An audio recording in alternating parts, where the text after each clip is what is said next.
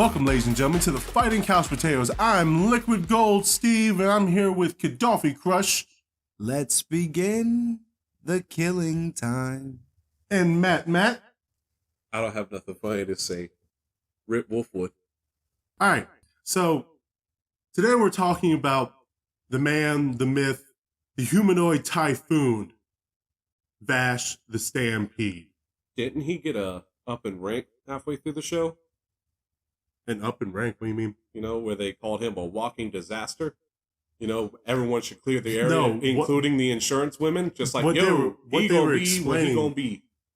What they were explaining was that Vash isn't going to be under an insurance. He is counted as a... Oh, they classified him. He classified as a natural disaster. Oh. If his shit like comes around... Humanoid typhoon. But he was already humanoid typhoon. They was just like, we're tired of paying for it. If he comes through your shit, sorry, but we can't help you. That was a nickname, but like it became real. They put that shit in stone. Was like, nah, he literally is a humanoid typhoon, a walking disaster. No. Was he covered under insurance through them? He was covered. Like if someone got, he wasn't covered. If someone's bar or house or building got destroyed, are they the only insurance company in the world? No. So why did they get chosen? We gonna follow you around. I think they might be like the lead insurance agency for No Man's Land, specifically that area. Okay, but like I don't know, because they kind of hint at it that like they're not the biggest company. They're also not the only company out there. Like there are larger companies out there that, because there's a lot of fucking shit that happens in the Wild West. Quotations. Yeah, they saw that, Steve. Do it again. Quotations. You see it? One more time. Yep. There they are. All right, so like Dr. Evil. All right, we're talking about Trigun. Does anyone know why they call it Trigun? So, like, Steve, kick us off, man. What is Trigun? So so we can dive in on this thing and talk that cash money shit. What is Trigun? Trigun. Laser. All right. Trigun is a anime / manga that started in 1995. I don't know the specific month, but it was about a man named Vash the Stampede.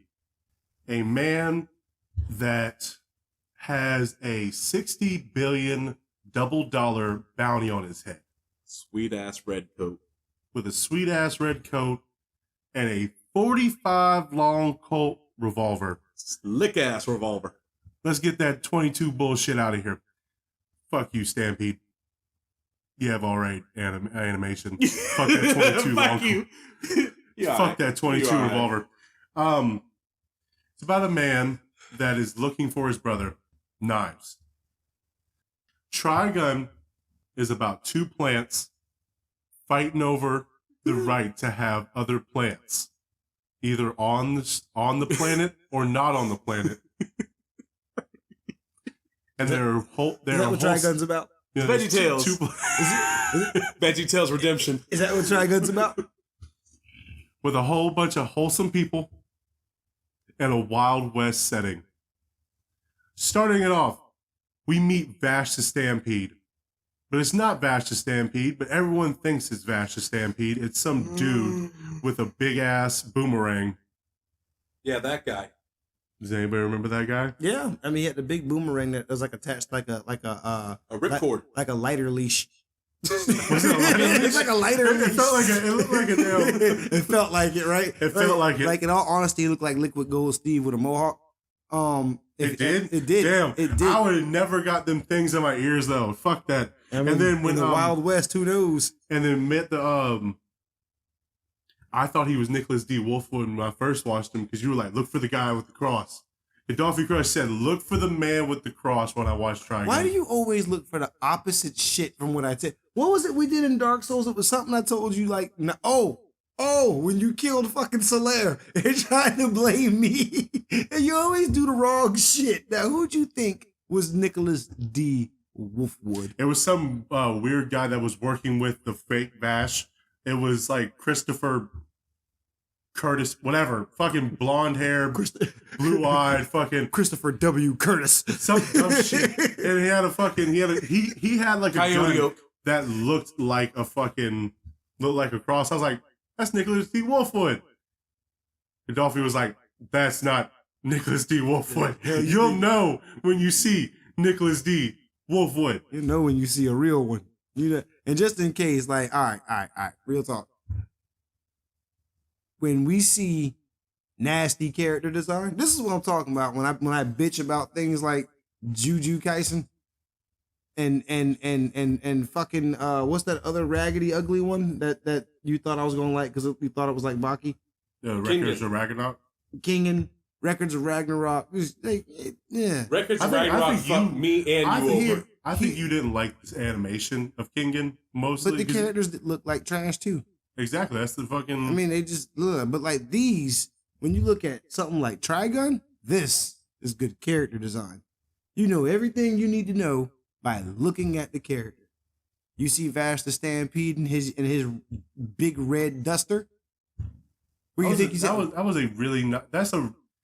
His design is really nice. His design... Came the long shot with the 15 tripod. Him, Nicholas D. Wolfwood, and... I'm just going over characters. Chapel. That was a priest. The Black Chapel. Oh, man. Legato had a really good design, too. The only person that really didn't look good was 9 Lives. Great and 9 Lives? I didn't like the way he looked. Oh my God. So when we get to the Gung Ho Guns, I have some things to say about a few of them. Okay. If that's okay. That's fine. But yeah, I didn't like his design. I did like the puppet jutsu that man had, and that's what it's called, puppet jutsu. Like, that shit was all right. What? I love puppet jutsu. I love hey, I just like how Naruto said thanks. I gotta do this real quick. Puppet jutsu. Kaneko Man did it first. Oh, shut the fuck up. Wait, this gets better. This gets better. We gotta talk about Kaneko Man update. Wait, this gets better. What's his name? Obito with the damn with the what's it called? The Kamui. The Kamui dimension? Mm-hmm. Kaneko Man did it first. Yeah. With the black hole. He did it first. That's a black hole though. Bro, no, Kaneko Man's gonna do everything first. His name is Black Hole. He's a wrestler. And then there's Ninja Ned. He's the one with the puppet jutsu. I'm so good. He had shadow coats and all. We're not talking about Kaneko Man. We're talking about Trigun. Someone using Kamehameha. All right. We'll just wait. There's more. We have the main characters that we mostly go through the whole story with is Vash the Stampede, the man with $60 billion double dollars on his motherfucking head. Our primary character. Like, can we talk a little bit about Vash? About like kind of like what he is? Like, we had to talk about what the main character is about. Not what he is, but like what he is. Like he's a pacifist in the Wild West. With he goes out of his way with 3 nice ass guns. Yes, very nice guns. 3 he's an elite shot. You know, the dude's like the best shot ever. That's why he's such a good shot. He saves people's lives while shooting at them. When we talk about the main villain, that is the reason why I think. But we'll talk about it when we get to him. I don't want to do the deep dive on Vash just yet. Just got pause. I don't want to have a deep discussion about a deep dip. I said dive. Is what I said. Is what I said. Dive. The deep duck. Dodge. The deep dodge. I don't want to have a deep discussion about Vash like that yet, but just kind of want to introduce what is, like, I mean, we said he's the main character of the show, but like, what is he? Is it what makes him? He is a very tall, stoic, quiet, and pacifistic man. Quiet. When he wants to be quiet, he can be quiet. When he wants to be, but he's a pervert. He's loud, obnoxious, and perverted. He's perverted most of the time. What are you talking about? The first half of the show, all he could think about was like that. Come on, man. What you mean the first half of the? Hold on. How many times did he try to sneak in on the blonde girl, trying to catch her taking a bath, and Millie caught him?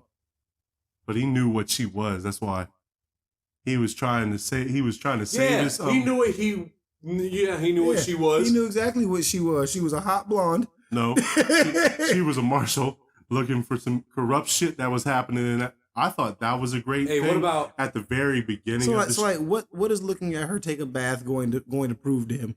That she took a bath? Maybe she kept the water on and she was sneaking around the fucking place. I love how perverted things happen right in front of you.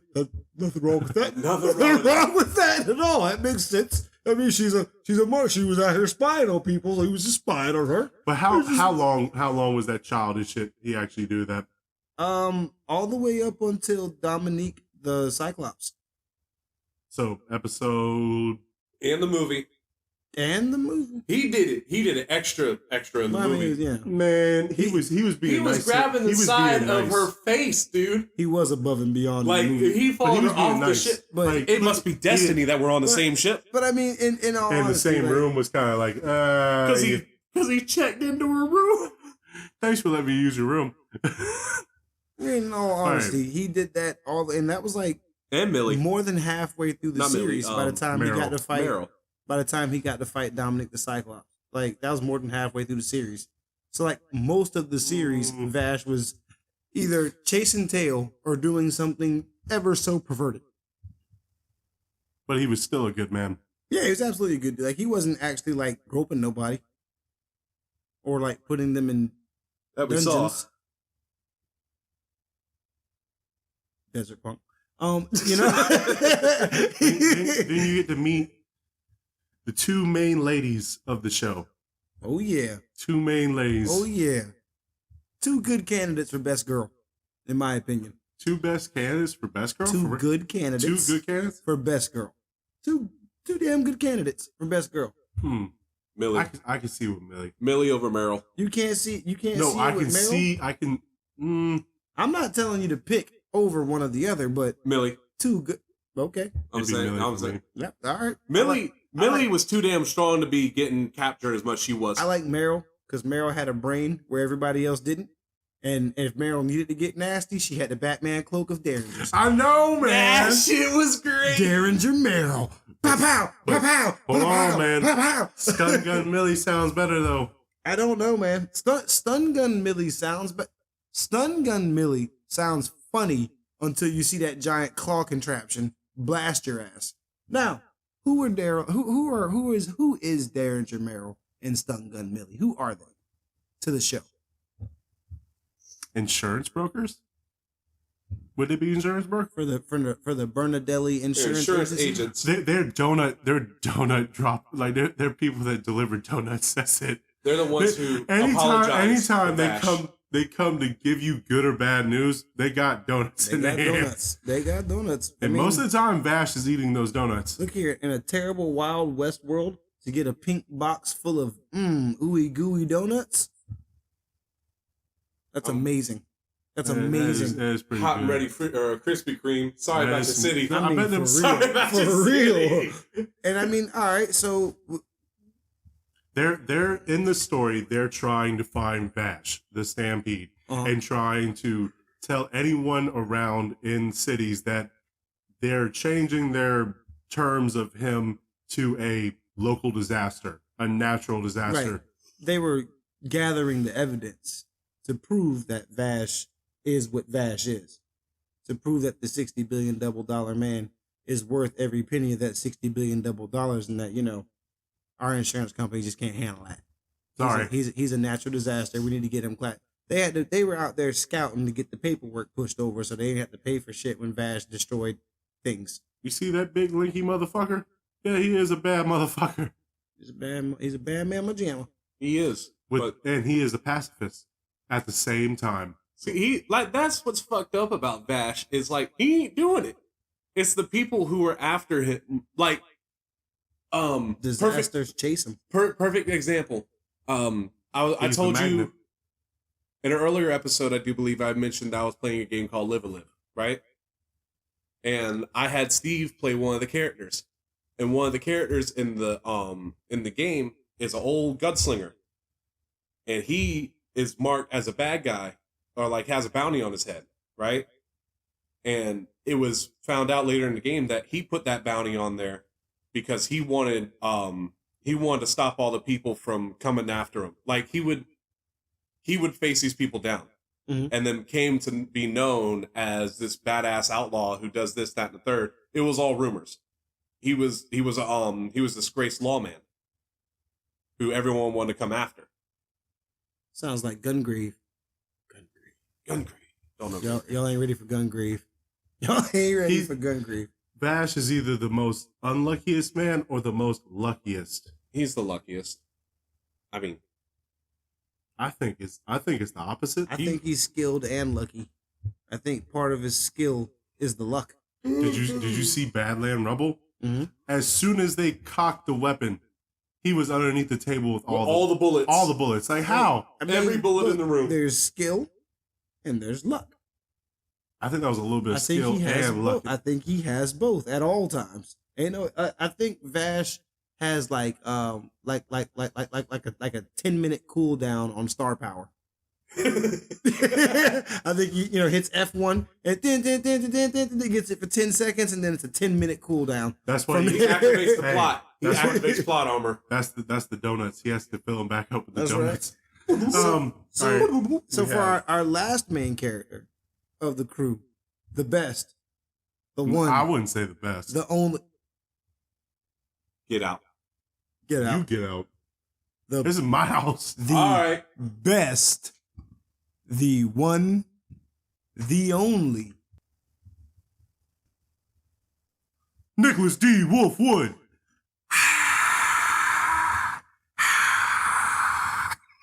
Nicholas the Punisher. That sounds like a good name, but Nicholas D. Wolfwood is the literal shit.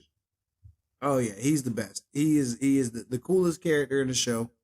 He's a priest. He is a man of the cloth. He is a priest that carries a gigantic cross and carries it on his back at all times, everywhere he goes. And he essentially is a traveling undertaker. 220 pounds, walking around, just flopping it around like it ain't nothing. Does that mean that Nicholas D. Wolfwood also has a Trigun? The pistols, the rocket launcher, and the machine gun? Rocket launcher don't count as a gun. Why the fuck not? And no, I think the rocket launcher counts. I think Matt might be onto something. I couldn't find a reason for you to be wrong. All right, so Nicholas D. Wolfwood, the man of the cloth, a man with an orphanage that he has to pay for with blood money. That's it. Kind of sounds like King, except with the blood money. What you mean he had to pay for it? He doesn't have to, but he wants to. But he pays money above bounties, like bounties he hunts down, towards the orphanage. That's what he does, because he doesn't want those kids to follow in his footsteps of becoming a paid assassin. He doesn't want them to have that bad of life. Because, dude, who wants to grow up? You saw him grow up. I hear what you're saying, but that's not what's happening there. Not with Vash. No, I'm talking about with Wolfwood. That's not what's happening. What do you mean it's not happening? That's not how his story works. Nicholas D. Wolfwood works for the Eye of Michael. He's part of the organization, the Eye of Michael. The Eye of Michael is that orphanage. They are that orphanage. That's where they pick children from specifically, is that orphanage.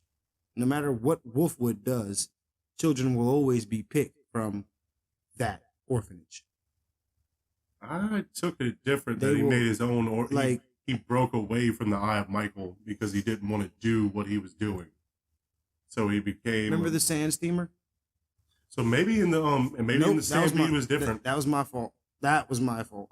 But no, that's still a fact. Like, I'm not saying he's not part of Eye of Michael. The Eye of Michael part of it, like, that's still, he's not purchasing or paying for or anything like that for him being around is the protection.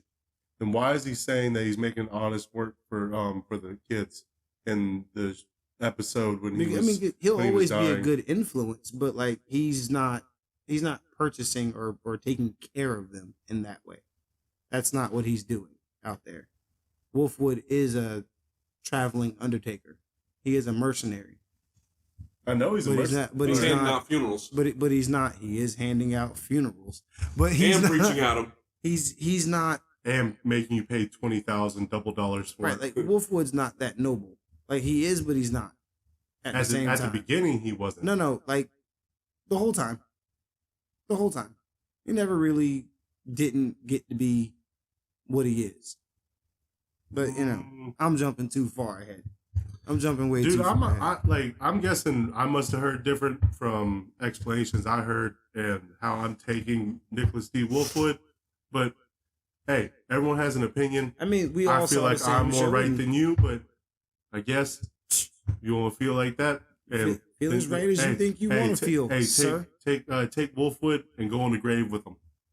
I don't mind. Because the person I get behind is old Vash. I'm good. And he's still alive. Sort of, kind of. Whatever. So this Vash the Stampede, this Trigun show, a lot of times in this show, we're actually getting what most people would call filler. Like 50% of the show, if not more, is technically filler. The main idea of the show doesn't even really kick off till what, 13, 14? 13. 5. 13. 5. 13. 5. The first technical manga chapter happens at 5. The first 4 episodes are all animated. Yeah, but I'm saying while we're watching the show, not the manga, not the the story doesn't actually really kick off. Past starts to catch up to him. Like we're from episode 1 up to episode 12, 13, whatever it is, we're kind of watching them travel through this world. We're getting a lot of world building. It feels like a Western. Right. We're getting like a good show, don't get me wrong. We're getting a kick-ass show. But it's what a lot of people would consider filler. Because the main story of the show hasn't even been touched really yet. Except for we get to build that camaraderie with Wolfwood and Vash all the way up to this point. We get to see how clever Vash is throughout all his battles, you know, because he doesn't kill anybody. So how does he defeat people in the Wild West without actually killing people? Still shooting. He still shoots, but he don't kill nobody. Right, and it's like, how does he do that? Like a lot of times he can disarm some shit because, you know, he's a great shot. He can shoot somebody right in the straps that are holding their armor pieces together, but not shoot them. I didn't like how there was a difference because I watched the new one and the old one. How they portrayed the Nebraska family. The Nebraska family? Like I like the Nebraskas in the old one. How like it is okay. The new one just felt like they shrunk everybody. They just shrunk everybody. The Nebraskas were the two Nebraskas. Yeah, they were fucking humongous. What was it, son and mom? Mom. I think it might have been because dad was the one that was hanging out with son. But I think it was the daughter. It was daughter and mom. Mom was the big one. You sure? Mom was the big one. Which, by the way, that was a kick-ass episode too. With the that was like a heartfelt episode when he found out about with the second Nebraskas. What are you talking about? The second Nebraska when the son that looked like that had the Vegeta or the Scouter fucking. Oh armor. yeah. When he was trying to convince his mom and dad to just sell the property and shit. And it was a heartfelt thing when he went to the bank and they were like, "Hey, your name's on this too." He's like, "Oh shit, I was supposed to get this bread. Oh, I done fucked up." Well, no, he wasn't saying that. He was saying like, "I'm gonna have to protect this shit." Yeah, it was all. It's about family. It's about, as Vin Diesel would say, it's about family. Family. But yes, there was a lot of it showed the camaraderie of all the really big main characters that you'll see in the good main characters that you'll see, not all the main characters, but saw how Vash can make pacifism work in a Wild West setting. Like he didn't have to kill anybody. He did shoot, but he didn't have to kill nobody. Right. Well, Nicholas D. Wolfwood was just not shooting actual people yet, but he will pull the strap on anything. You got that a little wrong. Vash didn't want to kill anybody. doesn't mean he always ended up not killing somebody. Because you remember what Legato said, you know, just because you... Yeah, but that's later on. Because he had to pick. Just because Vash didn't pull the trigger doesn't mean he didn't kill nobody. He's a walking typhoon and he knows it. What's he doing going into town to town? Yeah, but that doesn't mean other people took that choice. He never took that choice. Just him being there, man. He knows what he is. But he never took that choice. He let other people take that choice. Okay, and if it's other people that did it, kill anybody. How do you know? So it's his problem if someone gets shot in the face because he knowing was there? damn well that his brother's after him. Yes, that's why he told the insurance girls to fuck off for a couple times. No, you know? Man, I'm talking about just a random fucking gunfight. I'm not saying he pulled the trigger. No, Vash. What are you saying, Matt? I'm saying Vash himself was the reason him being in the city is just his problem. They made it his problem. Who made it his problem? The villain of the week. Whoever showed up to make it his problem. So it's his fault someone got killed. For being there, yeah. I don't see it that way. But if you feel that type of way, I'm not saying like Vash wasn't getting fucked over, but Vash knew what he was. Vash knew what was after him. Like, Legato is an enemy, obviously. He's a fucking lunatic. But, like, he did kind of have a point. Kadawfi? Because, like, with damn, half of the show would have been condensed down if Vash killed somebody. So taking Nicholas D. Wolfwood's side. Basically, like so kill if you have to kill. Kill when you need, like, he's not going around murdering people, but like half of the people would have been saved if he had just said, maybe this person doesn't deserve to live. You know what I mean? Like he goes by Rem's her ideology that it's not in your right to take anyone's life, which yes, but you know, if you're trying to protect the greater good, you just have that choice. He does have that choice, and half the show. No, I'm saying you have that choice to pick which side you want. Because yes, I understand that Vash shouldn't always be live and let live, but if he doesn't want to do it, you can't just push him towards it. Legato did. He did, but you saw what happened after he did that. Yeah, and he never did it again. Kadawfi? I wasn't trying. Do you have anything to say about it? I'm not really sure what y'all are arguing about. The ideology of if Vash should have killed people or not killed people. Oh, like if he shouldn't have been in cities? So here's this. To go into answer, okay, I think I answered both of y'all. All right, let me start with MattMatt. So MattMatt, you were saying, like, what is Vash doing in these cities? He knows he's a walking fucking disaster, right?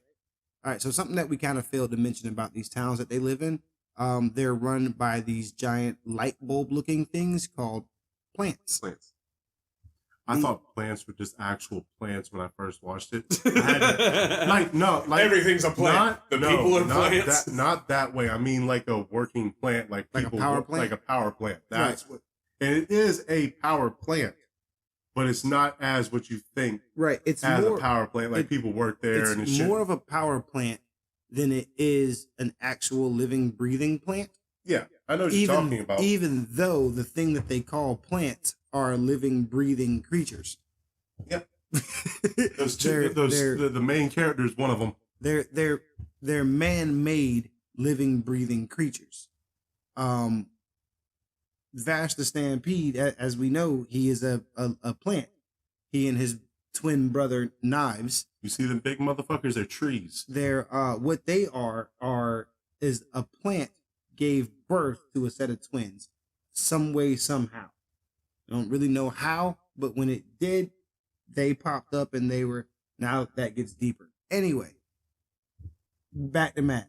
So Vash the Stampede has an ability to communicate with plants, has an ability to kind of calm them down and get them to work back right. So for him to go town to town and be around, as a matter of fact, we got to see him be part of a town, didn't we? For a little the Jaco Rock, the Jocko Rock or something. Janora Rock. Janora Rock. It was.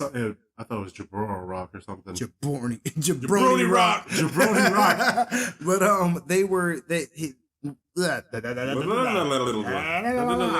so I mean, like him being there, like it wasn't after he had already saved the town a couple times, or what was it? He had saved the town. I think you're thinking of a new one, but oh fuck, did I do that again? Yeah. Fuck. Damn, y'all done fucked up while watching the second show. He was again? No. You're right about the city. Was that Vash with the fade or Vash with the hair? Vash with the fade.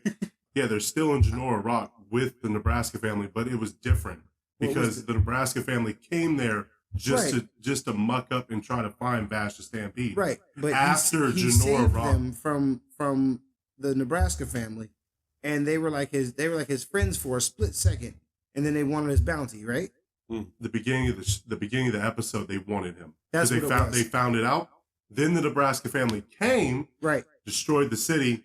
He saved it. They're like, all right, you saved our city. We won't fuck you up. Get the new fuck out. one, Millions Knives showed up, murdered everything. See, I had it backwards. So yeah, I knew something was fucking backwards. My fault. I know it's two different shows. But like every time I read like the statue with knives fucking wrote on it, right? With the bullet hole in the middle. Mm-hmm. Like all I could think of, like every time I read it, my fucking brain would go, vicious. You know? Like what's a intimidating name that isn't vicious? Knives. But yes, you're mixing those things up. But I yes, know, no, not you. But the point I was trying to make was that like he has a reason to actually go to those towns. Yeah. He does have reason. And what was your point that you were arguing against with Matt? Matt was saying that him being there just makes people die. So, and it's like he should kill those people that show up to like muck up some shit. So he's supposed to just have millions and millions of lives on his own. Just nip that shit in the bud. But if you think hang about out for a week, eat some donuts, and then, head on next. Then just do Knives. Just be Knives then. Knives was talking about annihilation for everyone. Hold on. So this was my answer to you, Steve. Okay. All right. So Matt's kind of right. Like Vash being in places causes chaos. It's almost like he should know better than to be too fucking comfortable in a place for too long. He actually should. Why do you think he's a wanderer? Like after all this time, Vash probably should have changed his fucking look. After 150 years, he probably should have changed his fucking look a little bit so people didn't always know. He can't change that. New coat. I wear a blue coat. I'm Rash Stampede. Right. I'm Zash Stampede. He could have been anybody else. You know, he could have been Ralph for all he could have been Eric's for all we know. Right? He was Eric's for a little while. And that was after which explosion? I think it was after the after Dominique. No, it wasn't Dominique. It was I thought the samurai. After him blowing a hole into it. Yep. Not a hole, the fifth moon incident. That's right. Yeah, yes, that's what it's called.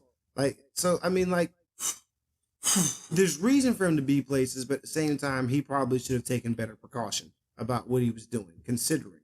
Now, he didn't know that Knives had established a set of real motherfuckers. He knew Knives was dangerous himself. Knives had dangerous ideas, but he didn't know Knives had a group of gangsters. A whole group of solitary fuck you in the ass type motherfuckers. Once you get past this part, we're going to talk about the first one that shows up when the real story starts happening. When the shit really starts hitting. Did you want me to finish that? Well, because if you did, you fucked it up.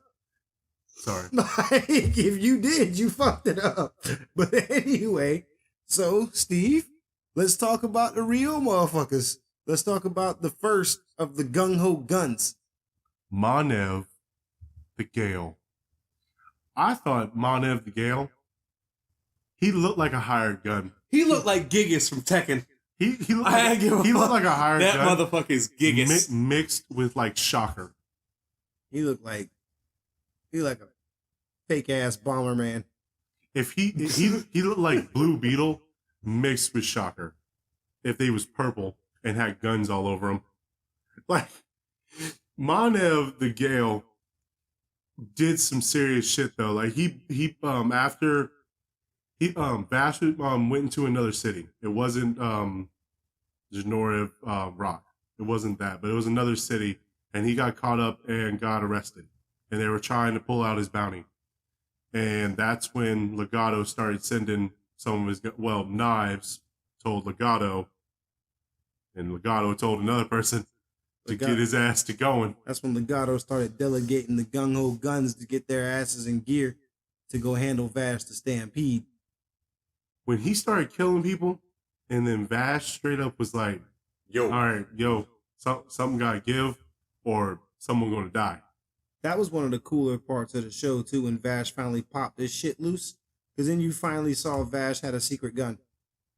That was a nice secret gun. Oh, man. Like, when he whipped that shit out and was like in Monev's shit, like, you could tell he was trying to push that barrel through that fool's fucking face. You could tell he was trying about to smoke him, son. That was one of the first moments where I'm just sitting here like, blow that motherfucker away. Like, seriously. But he didn't. I know he didn't, but like when he fucking, and then the fucking thing popped out his arm and he's pointing it at him, just like, oh, you gotta blow that motherfucker away. I would have lost my shit. Who's responsible for more death? Batman or Vash the Stampede? Vash the Stampede. Vash the Stampede. Batman, by far. Batman by far. Batman's the reason Gotham's rent's so low. Batman's good for the economy. All right. We're not talking about Batman. Gotham costs so damn much. Batman break your damn kneecap. And they be like, bro, I can't afford to fix that. Gangrene it is. Like, Wayne Enterprises wants you to move into that apartment complex that just got torn down. We'll pay your first year's rent. Fucking Batman. Batman. Anyway, Vash the Stampede. So we had Monev. He was one of your favorite gung-ho guns, wasn't he? One of your favorite? Yes, for design-wise and having the fucking guns and shit, but not for, like, there was no story behind him. He felt like just a hired weapon. Yeah. Like, but he still had, like, he had a cool-ass name. He had a cool-ass, like, outfit. And he was, like, the first real challenge of Vash. He looked like something you kill in Warframe. Some of the gung-ho guns, like, honestly, some needed more time, because, like, Dominique Cyclops, like, that was actually one of my favorites. Dominica the shotgun gun.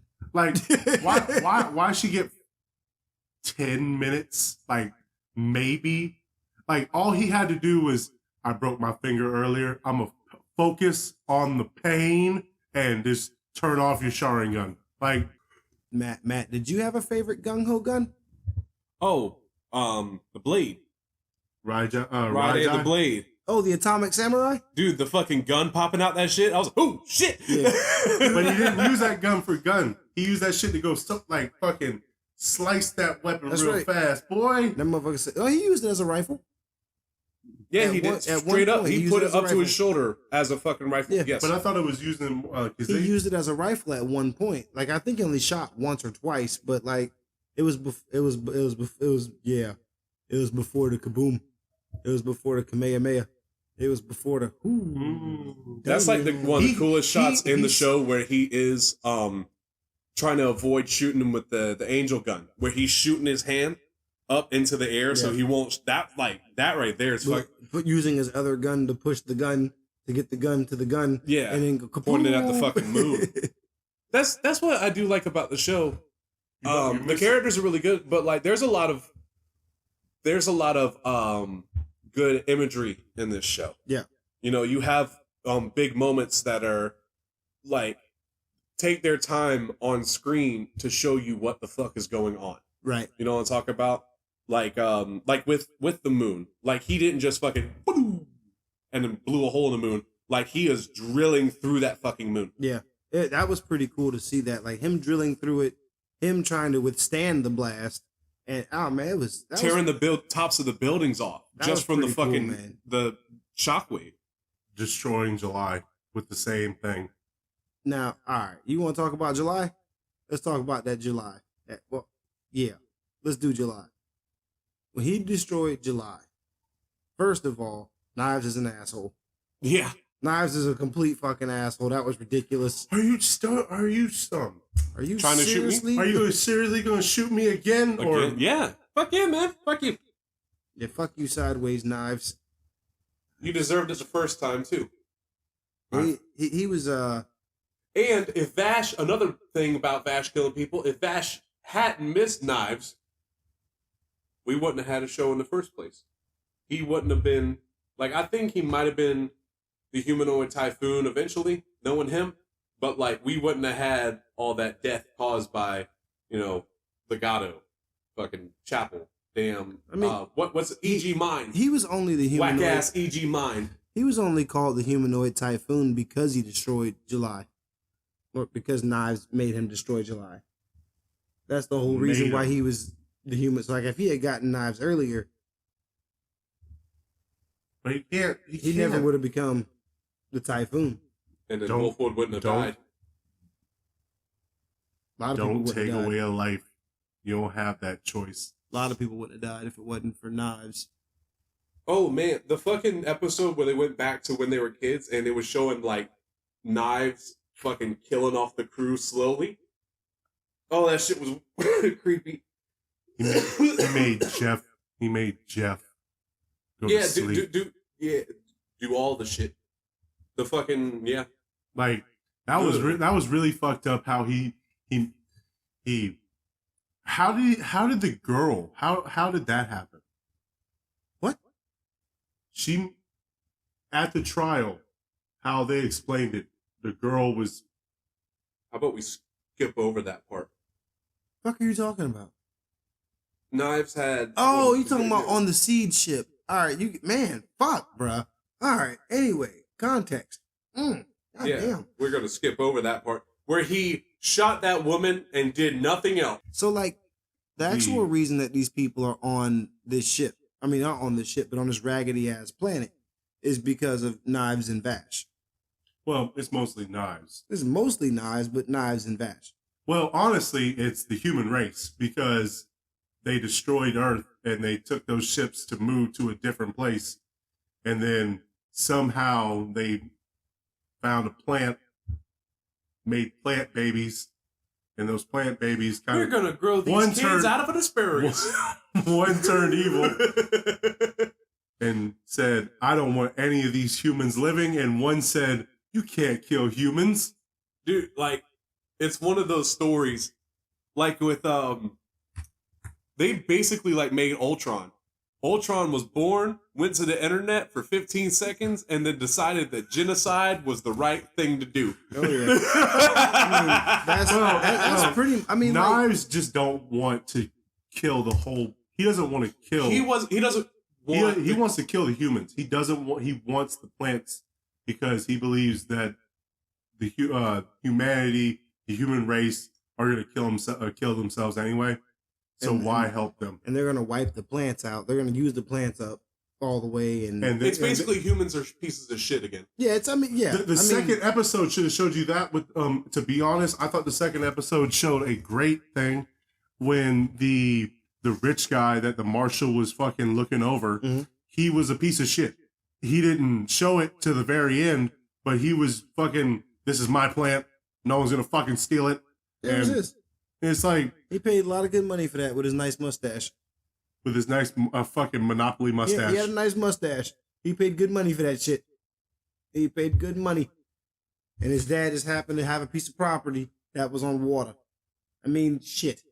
You can't get mad at somebody for capitalizing what they're born into, you know? But he was still a piece of shit. Was he? Yeah. Was he? Yeah. Same thing like the mayor of that town in fucking Badland Rebel. He was an actual piece of shit. Yeah.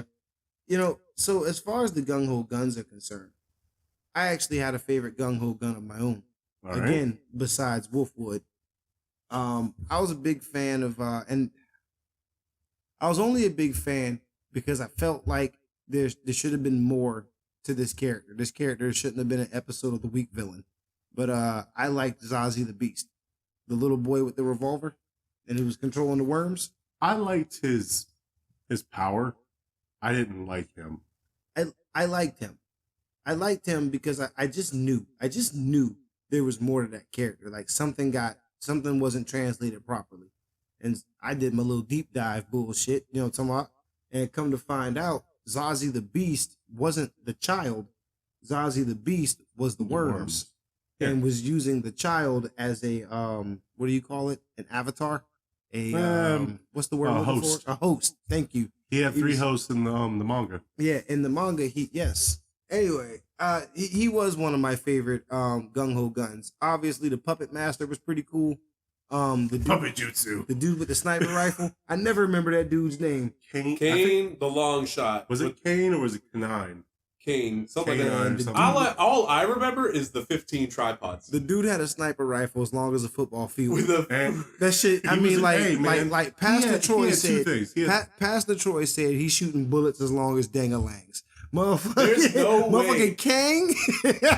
He was shooting elephant dicks at people with that shit. In realistic point of view, there is no way the barrel of that rifle is not bent somewhere for 2 reasons: how damn long it is and how they had to manufacture it. And like every time he put that shit down, he fucking. But see what you forgetting. What you forgetting is the most important person in all of motherfucking Trigun, motherfucking Frankie, the nigga who's out here making guns, had the whole town standing up when the town got ready to take people out. Everybody pulled out a fucking Frankie. Everybody had a custom made, freshly standard dead man. Yes, they did. No man's land motherfucking year of Frankie. Had the whole town on this shit. I bet you Frankie made that sniper rifle. Probably. I bet you he did.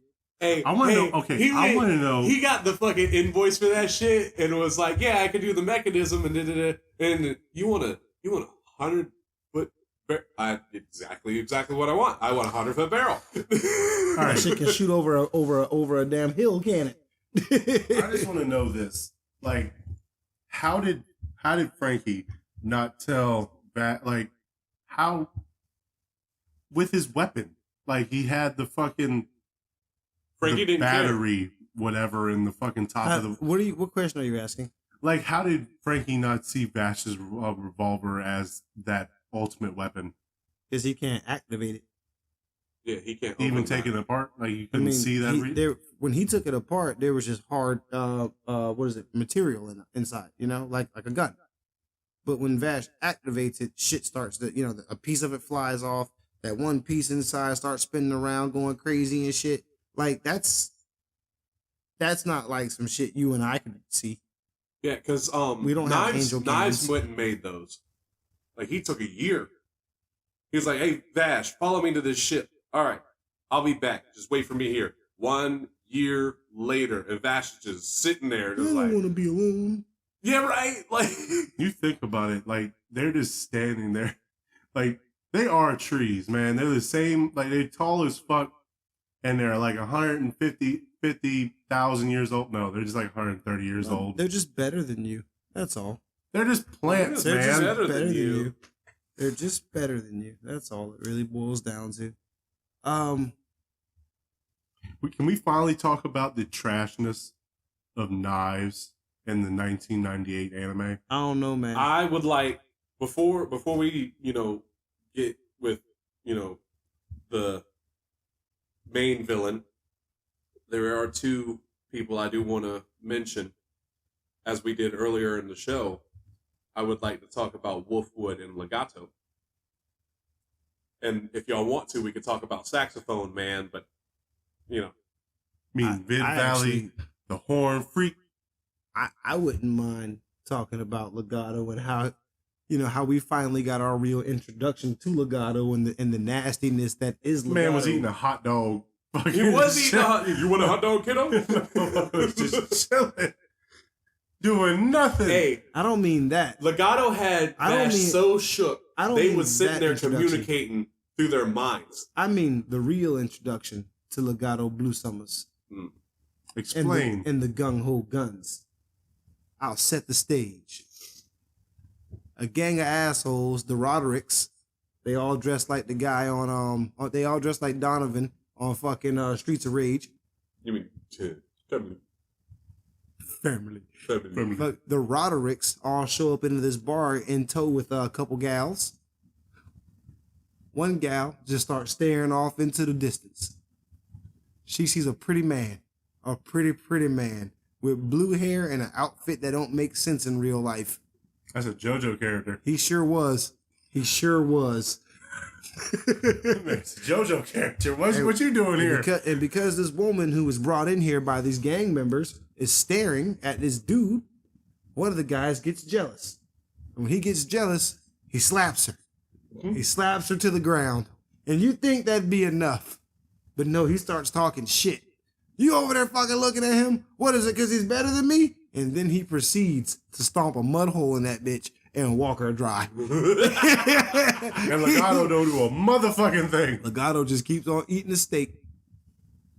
Ain't my fucking problem. Just eating and chowing down. And of course, another one of the gang members tries talking shit to Legato, you know, like it's his fault the girl is getting beat up, you know? And Legato just keeps on eating his steak. And as he's getting ready to take a nice fresh bite of that steak, the guy who was stomping the chick shoots his fork out of his hand. Legato Blue Summers, without looking up from his plate, "May I have another fork, please?" Ain't worth my fucking time. My man mad. Oh, you think you nice? Oh, you think you sweet? You think you cool? You think you got big balls out here? Oh, it was just stupid ass haircut. And he just shoots the wall all around homeboy. At this point, you notice the music done stopped playing in the bar. Time for a funeral. Nicholas D. Wolfwood ain't there. He on the way. Legato in this show has some of the coolest speeches, some of the coolest shit to say. It's just like, don't be hasty. Like, nigga, what you mean? Don't, like, we're trying to kill you. What you mean, don't be hasty? And man, he proceeds to show off his powers. Apparently, he has some kind of it's not even telekinetic. It's actually some type of physical string that he uses to control people's body parts. Steel string. Something like that. He uses all that, controls these guys, and has them all point their guns at each other.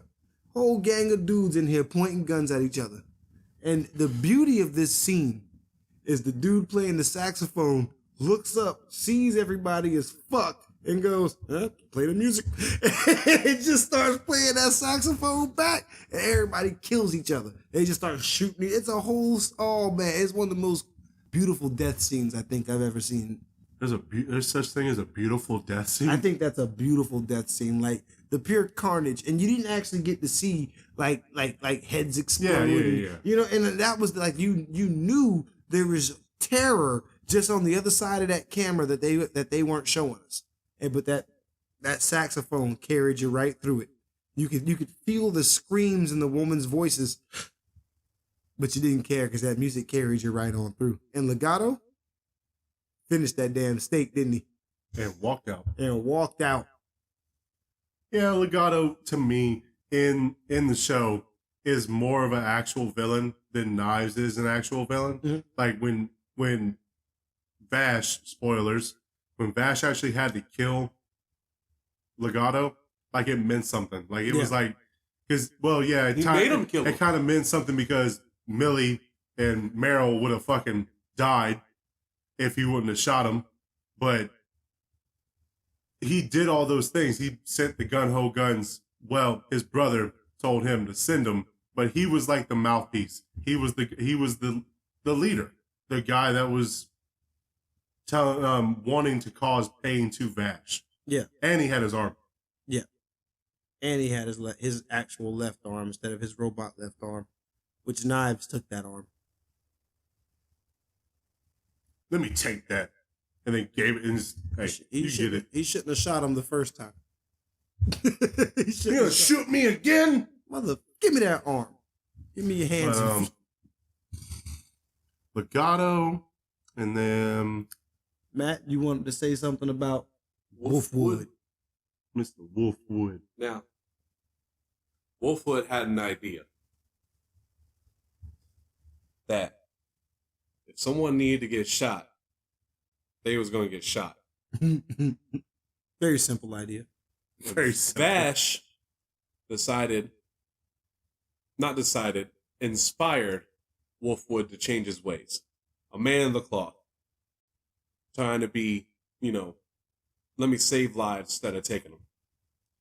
He had to talk a man of the cloth. What did that get him? Dead. Shot. Killed. That scene where you know, he's going up against Chapel. Chapel got the fucking the cross. What the fuck is it? The cross Punisher, and he like rips that shit in half and got 2 machine guns. That shit is nice. That shit kind of looks nice. It's a kick-ass reference too. What is the reference? It's a reference to another one of the characters that actually belongs in the Gung Ho Guns. Oh, the double. I thought she was Knives or something. Nah, it's a dude. It's a whole dude. Is it the Crimson? Oh. I can't remember his name, but it's Wolfwood's homeboy. But yeah. It broke my heart to see Wolfwood, you know, pass Vash, all that shit, and had the blood trail behind him heading towards the church, right? And he's sitting there praying to God, don't take me this way. You know, I've done all I can. Why would God take me this way? Like, come on, bro. Because he passed on his come on, his bro. Wolfwood. I'm a real now, man. Don't take me yet. Yeah. He passed on his Wolfwood. No, that's how that went. Don't take me now. And I'm a real one now. A real one now. No, you coming with me. I think Wolfwood had a cool death. He did. That shit hurt. And then like what hurt even more was the very next episode when you saw Chapel get clapped by somebody else. Man, I appreciated Chapel got clapped. Me too. Because he went in unscathed, and that's what bothered me. Well, hold on. It wasn't that because I wasn't mad Chapel killed Wolfwood because Chapel didn't kill Wolfwood. Legato killed Wolfwood. Chapel couldn't use his body no more. Legato did that. Watch the episode again. He's like, oh, what the fuck am I doing? And Legato did that shit. That was not Chapel. That's why Chapel came back pissed the fuck off and, you know, got what he got. He got super got. So that's why I like that. Because, like, if you ain't looking, if you're not really reading the because, like, why would he show up mad if he killed Wolfwood? Because Wolfwood came at him. Wolfwood was supposed to be with Chapel and then can't. So why would Chapel come back and pop shit with Legato? Because Wolfwood turned his back. That scene, like, that's another one of those parts of the show that was really cool when you saw, like, the impact of some of this imagery, you know? Like him laying with the cross, you know? Like, that is great. It's like, damn, man. Yeah, set his own grave. And Millie, he is Undertaker. And Millie not wanting to go nowhere afterwards. Oh man. And then like Steve not knowing that he clapped Millie's cheeks before he died. He tied Millie up. Hey, hold on. We had to watch that episode again. So he was like, no, that's not what happened. And I was like, watch it again. Why he died was because he passed on his little Wolfwood. That's right. He got a little Wolfwood on. With the toughest bitch in the whole show. He passed it Millie, on. Okay, real quick about Millie. Why was she getting kidnapped as much as she was? Do you remember her throwing that rock out that well? Non-violence. Oh, come on. Hey, remember the gun she carried around? Hey, look here. We talked this shit about... Suppression more than killing. We talked this shit about Vash being the best. Millie never got shot. Not once. Millie never got... And Millie also never killed nobody. Millie had a stun gun. Stun gun Millie. Millie never got shot. Vash been shot a bunch. You see what? You saw his whole body. He had cages around his body. But yo, we were talking about the Gung Ho Guns a minute ago. Something I forgot to say about Gray the 9 Lives. Apparently, he's like 9 dwarves put together. I thought he was like Terminator. Nah, bro, he's like a chimera of things. Oh God. Yeah. And that's why he has 9 lives. Wolfwood killed him 7 times. He killed him 8 times. Nine lives took his last life. He killed him enough to keep him gone. Until, you know, he shot the plan. Man, anyway. that whole fight scene from both of them in the against the gauntlet and the 9 lives. Hey, fucking Vash shooting a hole in the ground. You know, it's like, I didn't think this through. That was kind of, he was like, I don't think I was thinking this through. I should have thought this through. Just start falling. and then Brad looked like Kuwabara. That right there was an act. Like, he just wanted his girl. Bro, he just mad wanted about Brad. And then, and then she okay. All right. Vash seeing the girl and not killing her, thinking that she is the Brad's girl, and he getting stabbed and killed. He got stabbed and killed, right? He got shot. He didn't get Brad shot. got fucking fired up. No, she stabbed Oh him, yeah, didn't because she? he flipped him. Because flipped him. he stood in front of Vash. That's Pow, right, But I that's thought- right, pow, that's pow. right, that's Hold on. right. Click, click. But wasn't? click, But I click. thought the was it the puppet of Yeah. the girl? Yeah, The girl she's Because I thought the puppet of the girl stabbed him. because she and comes then- up. and then Brad flipped him, Like, and she then was the like- puppet master was trying She to was kill like, him. "How do you like the new coat and all that shit?" And then like there she was actually up on the fucking bridge, and Okay. then he Okay, was like, yeah, "Oh, pow, pow, pow." Right in the kisser. Right in the kisser. Boom, goes it out of Yeah, I it. was kind of mad Brad got done, and I was like, damn, they ain't had to do Brad. He was the new generation. He saw how Brad grew up. Yeah. Brad even said it with his last words. He was saying that you saw the difference how my hands grew. 13 from a years small later, man you're to a still the man. same. Yep. You're the same person. I don't know. I think Trigun's a really cool show. One of the things I really love about it is the music. Oh yeah, 'Cause, hell like, yeah. Like Not the new one. That new music can go suck about a dick. Trigun, not Stampede. That's I what really we're like. talking I about. really like the music in Trigun. Trigun. Real big fan. Like it's that 90s grungy fucking that shit. I'm a fan. Hey, what was really fucking me up, and it was really funny to me, was when we'd go to commercial and then come back with Trigun. It reminded me of No More Heroes because of. Yep. Yep. I do like the commercial 10-minute, like the little 10-minute break shit. Oh, I yeah. like that shit. and the intro. The intro wasn't like I gotta listen to this every time, but like every time I did listen to it, it was. If it started by the time if it started before I could hit skip, I was listening to it. I ain't gonna lie to you. If it started before I could hit skip. What bothered me in the intro though was like when it does pop up Triguns, all that shit, right? Why did it sound like someone was getting strikes in the background? Strikes. It sounded like someone was bowling in the background. Oh, that's how I go, bro. Somebody did it. Oh, On we purpose. need background noise. Somebody did it on purpose. That was a fun show. I like the whole thing. That shit was nice. I won't lie to you. Like besides when they explained that they were plants and all that, and finally understood how they were doing that, I was down with it. But when I saw Vash like have the fucking big ass angel gun, I'm sitting here like, oh shit, y'all about to do too much. Yeah, I want to do way too. And you know what? We talked a little bit about like, I've peeked at the manga a little bit. I've jumped on some videos and kind of got some more understanding of how some of these characters act and what they really are and stuff like that. Watch the movie. The movie's really cool. Speaking of the movie, before I get into the manga, Gasback and Neon. I thought for half of the movie they were the same dude. Me too. I sure Me did. fucking too. I was like, damn, when did he get so nasty? Neon was not that nasty last time we saw him.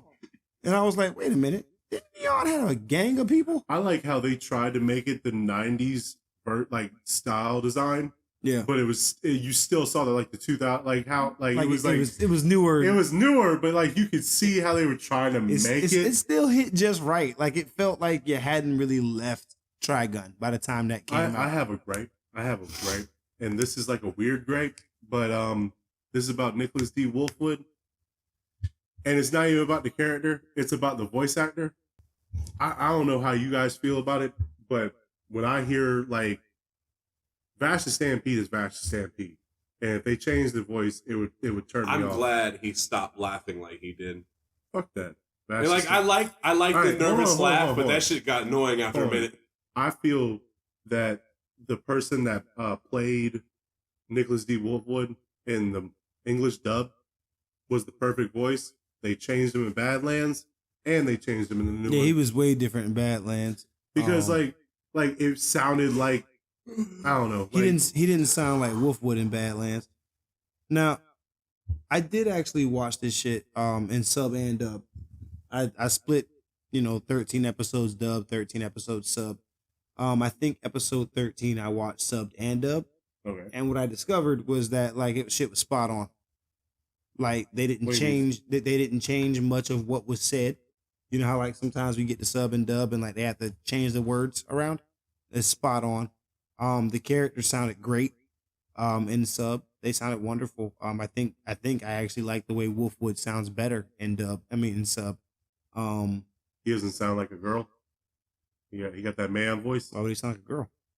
Because Kakarot's a girl, Naruto's a girl, Luffy's a girl. Yeah, I'm just saying every man. Guess what? Each of those characters, each one of them, those three you just named, started off as children when we got to first meet them. So we got to keep that voice all the way up. Did Vash have a girl voice? Did we meet Vash as a child? He had a man voice. Whole time. Whole time.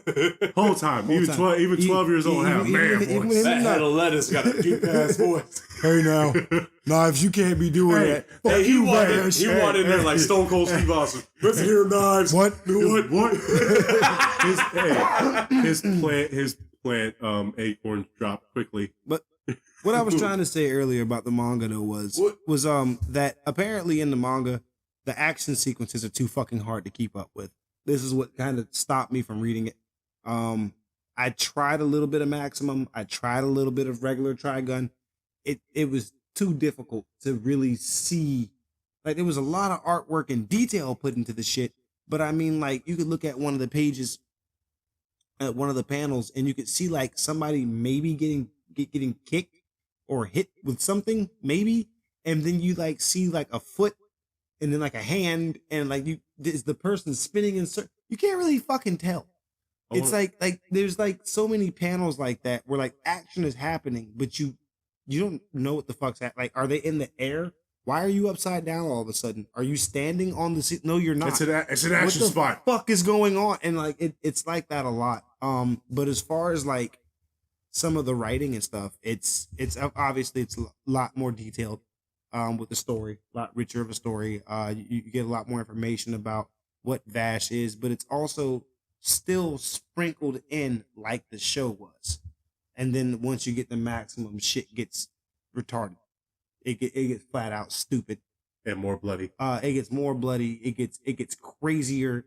Oh God. Speaking of crazy, with the climax of the show with Knives versus Vash. What was y'all's favorite part of that fight? Because that was one of those fights where I thought it was trash. To really be honest, if you really want me to explain it to you, I thought the whole all right. Nicholas D. Wolf. I'm gonna build it all the way up.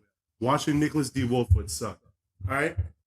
Then after Nicholas D. Wolfwood dies, going to how Legato started really fucking with Vash, like really, really bad. And then he kidnapped Meryl and Millie. Vash had to kill him. Millie shouldn't have been kidnapped. Well, Millie she should did. have known better. And Vash had to kill him, and he did. He took that choice. Oh. And then Vash got really, really sad for 3 fucking episodes. Mm-hmm. It felt like the Naruto episodes after Jiraiya. If anybody doesn't know that, I'm sorry about it. But that's exactly what it felt like. And then he remembered what Grimm told him. Take care of Knives. And not in that way. I think she meant that way, but Vash took it as, he's my brother. I should take care of him. And then they had Put him in his place. They had a duel. It was a trash duel. Vash took Knives' fucking energy blast and like absorbed it like Kirby. Hey, every time they did that shit, I'm like, they about to blow up the planet. If Vash fucks up, that's what I felt like too. I felt like it was gonna be like that, but it was just like, I'm gonna take your energy. It was like you can even see it was kind of like it was actually written or not drawn out as like yin and yang coming together, right? And then it imploded itself, right? Which is like that. But the funny thing was Vash, and if you look at it, when Vash shot, it was Vash had a black one with a little bit of dot of good, and then Knives had a little bit of dot of black with a whole bunch of white. Right. Which is which would I think you said that backwards, but I know what you meant. No. It was that's how it was shot. That's how it was shot. Because Knives had a white one. Yes, Knives had a white one with a little black dot. So you said he had a black one with a white dot. No, I said Vash had a black one with a white dot. And you said the same thing for Knives. No, I said you did. Okay, Vash whatever. Black with the white. They did pretty much a yin and yang sign, but it was the opposite. Like it showed that good or bad was in Knives, but he was a whole bunch of good, and Vash was a whole bunch of bad with a little bit of good, which should have been the opposite. But if you think about it, Knives had the better idea without the genocide. Take away the genocide. You got a good point. Take away the genocide, and Knives just had a decent point of. You can't take away the genocide and still have Knives' point. Okay, you can't. No, Knives' point was the genocide. Yes. There is no plan without the murder. Hey, bro, you can have some really good French fries without potatoes. All right, let me show you how to do. How? Show me how to do that. All right. He was right that even with the plants, humanity is all about themselves. That's it. Humanity is dog eat dog, fucking survival of the fittest. If it's me or you, it's me, and that's it. And he wasn't wrong about that. You could see that even with Vash's, like, I'm not going to shoot you. All right, I'm gonna shoot you and take the $60 billion because that was something kind of cool towards the end, like when Vash dropped the red coat because he finally took away. He didn't stop thinking about Grim. Rim. He just Rim. Why is that Rim? REM. Rim. Grim? He said Grim the first time. I was wondering who he was talking about. I knew what he was talking about. I just kind of let him slide. I thought Rim. I thought he was going to catch up with it. Like REM Rim. sleep. Like REM sleep. Yes, like REM sleep. Oh, okay. I don't know why I said Grim. Grim. Think of the Grim Reaper. But he took away the jacket, but he didn't. He's not going to do what Rim would do anymore. He's not going to live strictly by Rim's rules. He's going to take Rim as an influence and live as his own man. He's not going to listen to Knives. He's not going to listen to Rim. He's going to make decisions based on his own ideals. So you're saying he's going to start killing people? That's his call. Whether he does or not. It's his call. It's not what would Rim do. What would Knives do? It's going to be what is Vash going to do. Pretty good way to end the show. That was a great way to end the show. I was a big fan. I still think that Knives sucked as a main character or main villain. He wasn't a great main villain, but I didn't mind him as a main. He was a whiny. Like as powerful. Like he was a whiny bitch. To me, as powerful as Legato was, the guy he bows down to must be the mega shit. And I mean, Angel Cannon. In the new show, I can respect Millions of Knives. Millions Knives. I can respect him. Yeah, motherfucker nasty. I ain't gonna lie. But I can't respect nasty. What makes me feel that like Vash is the better person in the original anime is like he had to live 131 years. He had to live. You saw the scars of battle. He had to get that good. Knives just had magic power plant powers. Vash did too. He did, but did he use it like that? He didn't know how. And Knives tapped into his because Knives is violent. Like, and here's the thing, is like, even down to the manga, there's no better reason. Like, it's not a better reason that he's violent the way he is.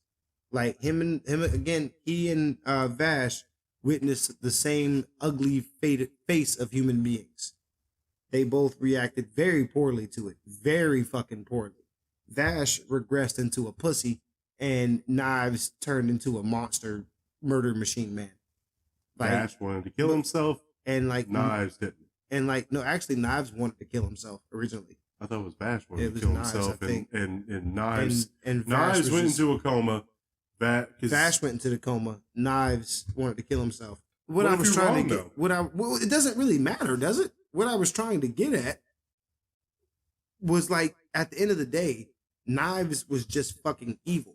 The way he was written was purely, he's just an asshole.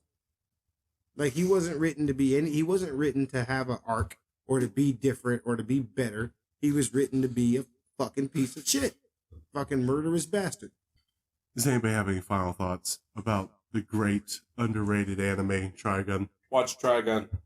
Bring a box of tissues for the past, the last 6 episodes, because it's like, oh, you're gonna be sad. You are gonna be sad.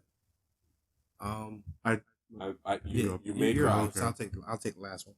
I mean, you take the last one. My fault. Oh, okay. Steve, thank you very much for putting Trigun on the list, because I actually hadn't watched it in a very, very long time, and I forgot how awesome Trigun was.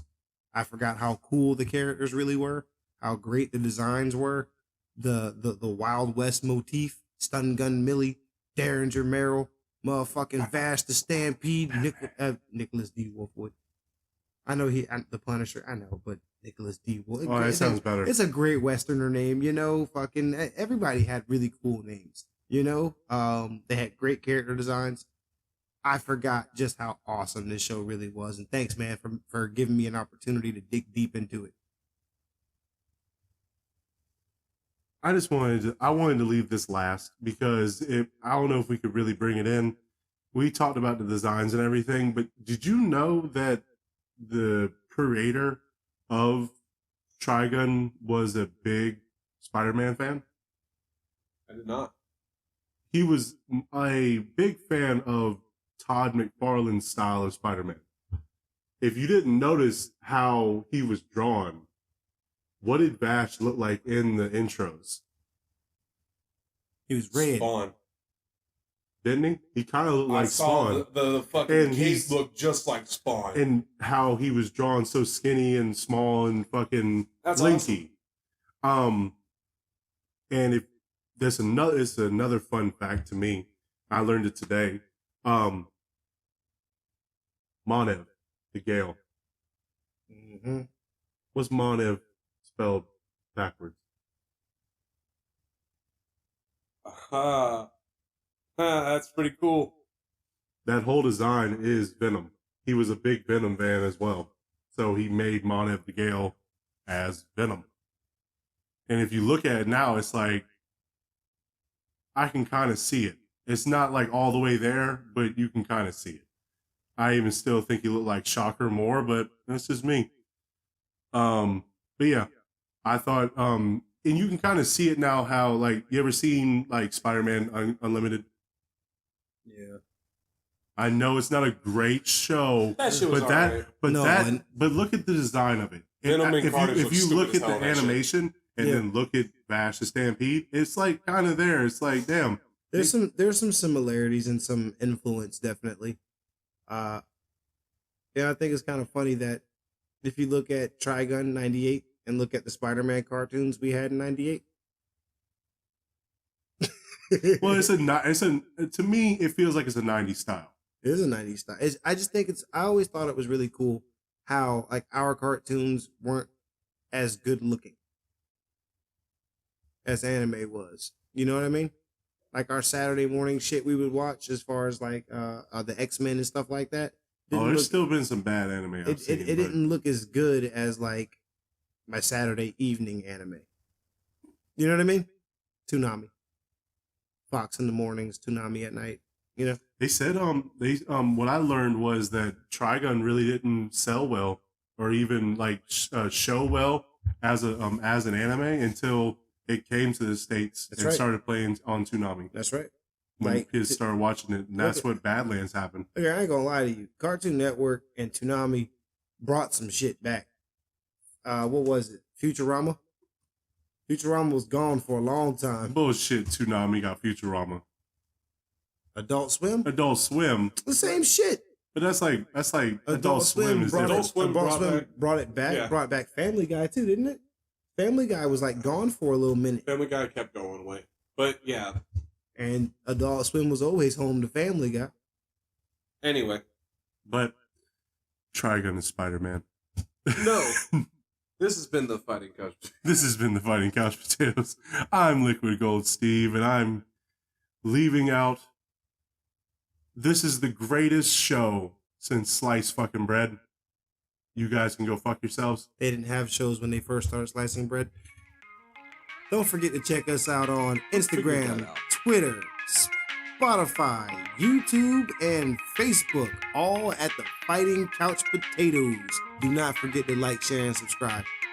Leave a comment, maybe you'll get read on the show. And you stay classy. And thanks for stopping by.